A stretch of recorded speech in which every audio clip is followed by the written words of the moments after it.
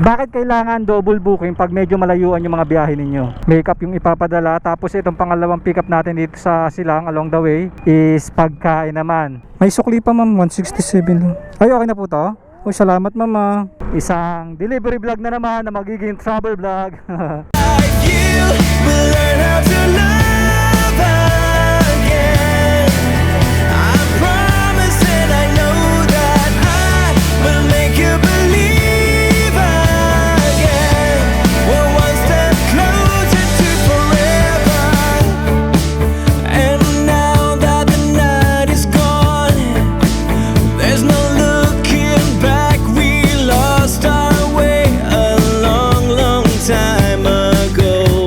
This is why I ride!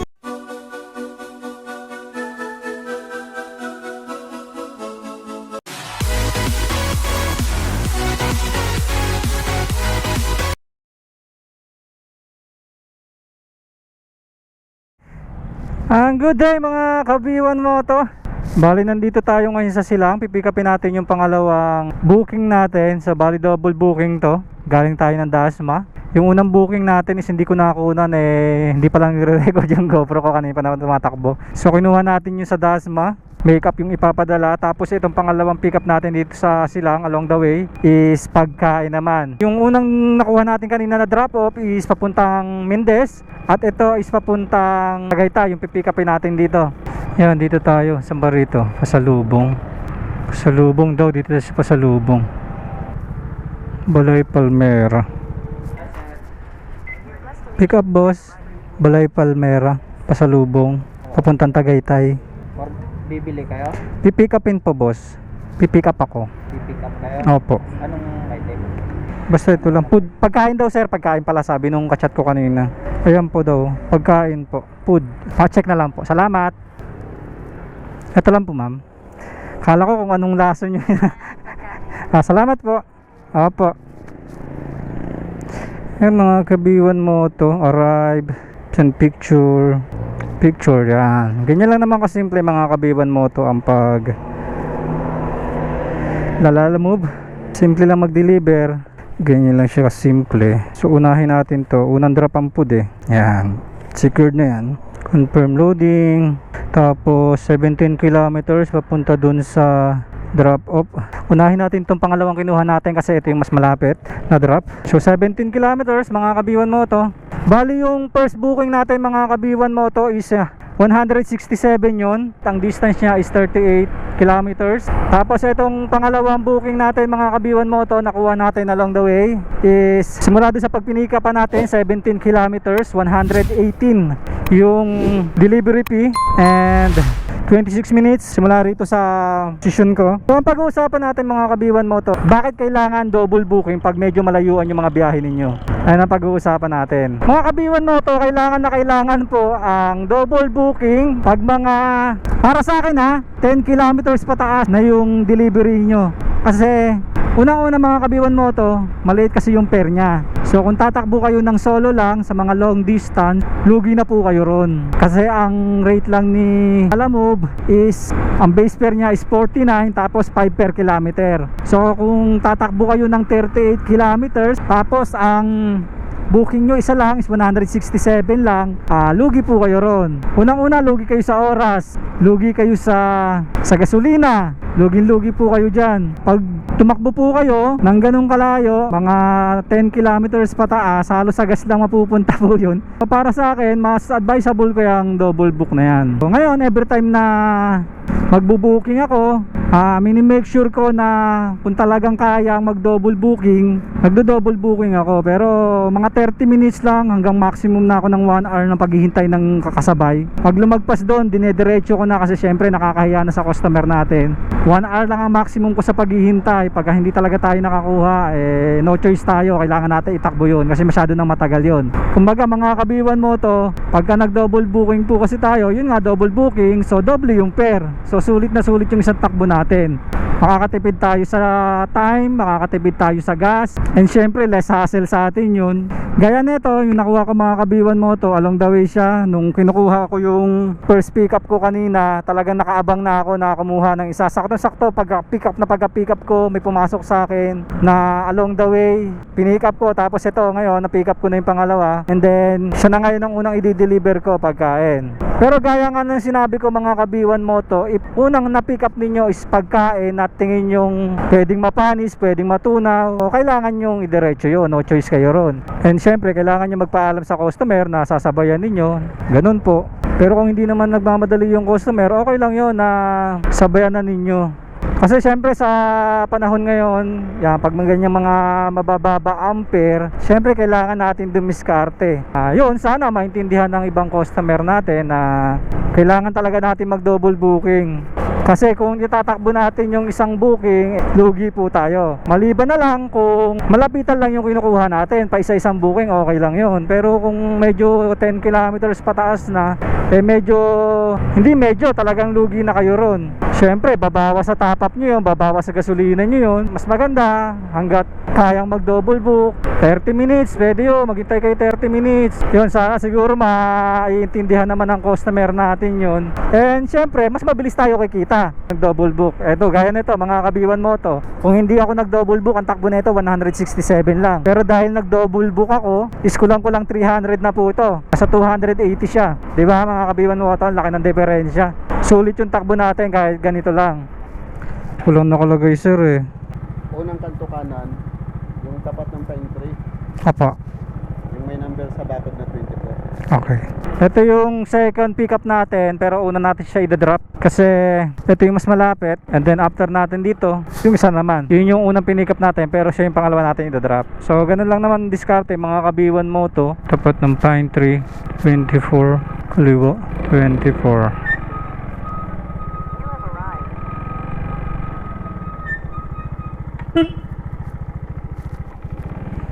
Dito na tayo mga kabiwan moto. Lalamove po, meron po. Wait lang po, check ko lang po ma'am. 118 lang po. Sa malilim tayo. Pwede ko kaya kunin to. May ongoing. Kaya mga kabiwan moto, pag may ongoing pa kayo, hindi kayo pwede magkuha ng order. Ayan, nakalagay. Ayan mga kabiwan moto, try to complete. 118. Dos. Okay na po, salamat. Yan, try to complete ongoing order first. So yun, mga kabiwan moto, hindi natin makukuha yun kasi meron pa tayo, hindi pa natin nadadrop. Kaya gagawin, dadrop muna natin to para makakuha tayo. Yan, confirm, cash collected, yes, settled, review 5 star. Hindi natin nasabihan, magpaparate sana tayo. Tapos ito mga kabiwan moto, 6 kilometers na lang tayo dun sa second drop natin. So puntahan na natin to. 6 kilometers starts now. Okay, so habang di-deliver natin yung mga kabiwan moto, mag-aabang tayo. Ayan, meron na Tagaytay, Binangonan. Kaso hindi ko kukunin yan, layo nyan. Ayoko na mga ganyan takbuhan, sobrang layo. Dito kayo man sa gilid. Saan po ang labasan? Dito? Tapos kayo diyan sa maliit na ano diyan. tapos kakaliwa na ako. At ano kayo pa Ilaya? Doon? O tagay kayo na kayo? Opo. Picturean ko lang ma'am. May sukli pa ma'am, 167 lang. Ay, okay na po to? Uy, salamat mama. Salamat po. Wait lang po. Okay na ma'am, maraming salamat po. Thank you po sa tip. Dili kuya. Dyan pa lang po. Salamat po.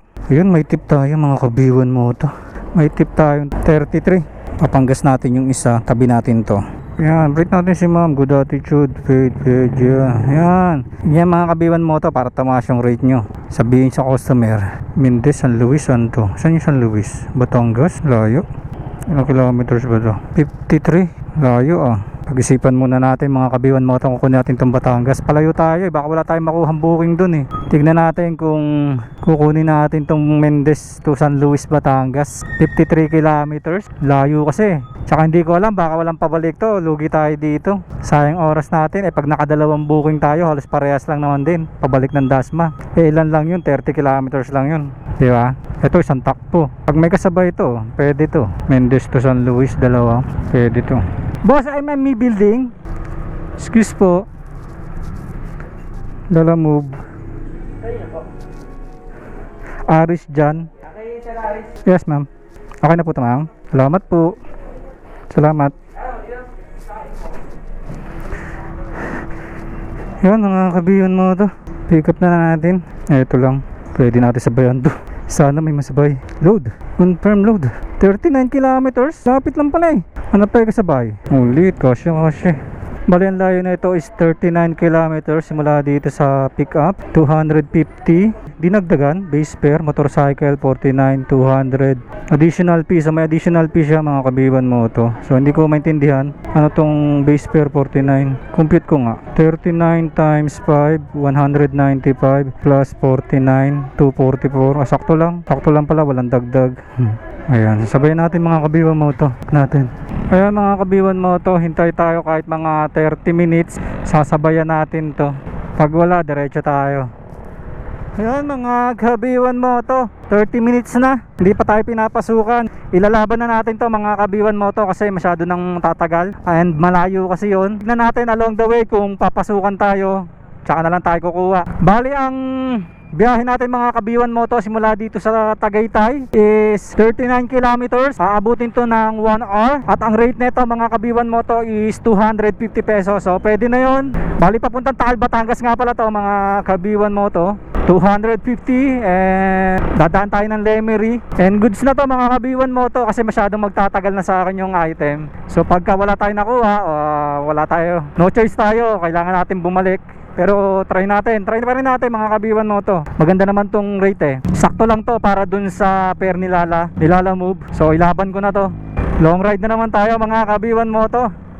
Sana makakuha tayo ng kasabay. Pero kung wala ganun talaga. Hindi sa lahat ng pagkakataon kailangan may kasabay. Pero hoping pa rin tayo na makakuha tayo ng kasabay na ito mga kabiwan mo to. Maganda pa naman sana yung booking natin ngayong araw. Pero laban na natin to. Gusto ko rin naman yung mga gantong takbuhan. Chill ride lang tayo. And i-update ko kayo time to time pag nadaanan natin yung mga magagandang tanawin dito sa dadaanan natin. Isang delivery vlog na naman na magiging travel vlog. Wait! Kahit nagdi-delivery tayo, gumagala tayo, nagta-travel vlog tayo, and then kumikita tayo. Ayan ang kagandahan sa pagiging delivery rider as Lala Move. Kung saan ka makakapunta. Kagala ka na, kumita ka pa, nakapag-vlog ka pa. 2 in 1. Woohoo! Wow! Ang ganda-ganda dito mga kabiwan mo to. I love to be a delivery rider. Oh, yes. Twisties. Yan. Ang tagal ko ulit bago nakadaan dito Yon. Uy, nakikita nyo ba yan? Ang mga nakikita ko, mga kabiwan mo to. Enjoy the view. Wow, you know. Wow, overlooking mga kabiwan mo to. Wow, overview.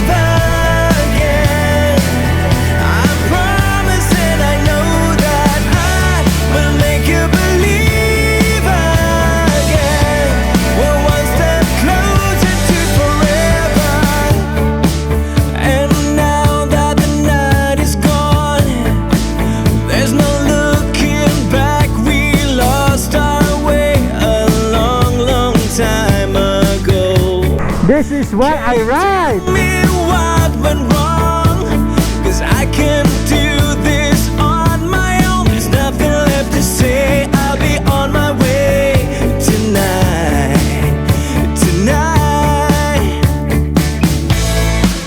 Can we make it to the other side? We made it this far somehow. You will learn how to love. Kaya mga kabiwan mo to, nandito tayo sa Fantasy World. Woohoo! Tignan natin kung may mga namimitik dito. Walang namimitik. Ganda. Ganda oh. Fantasy World. Forever. Oh, won't you tell me what is going on? 'Cause I've been trying to make it for so long. Oh, I'm sorry for all the mistakes that I've done.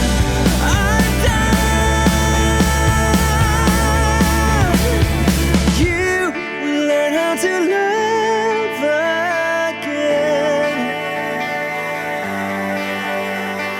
I will make you believe again.